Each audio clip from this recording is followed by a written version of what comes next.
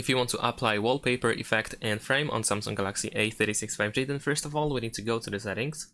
Now over here we can scroll down and choose wallpaper and style, and of course you can change the wallpaper or you can customize the current one. So for example, I'm gonna tap on the lock screen, and if the wallpaper can be adjusted, if you can use effect and frame, then you will find it at the bottom of the screen. So over here we can press frame in order to select the frame that we wish to use, and we can change the color as well.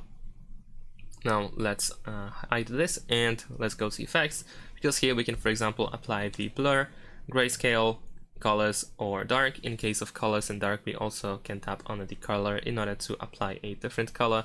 We can also adjust the transparency of the color, and then we can press apply in the top right corner in order to save the change, and then press done. Now of course this only changed for the lock screen, so you can then go to the home screen and use the same effect as well.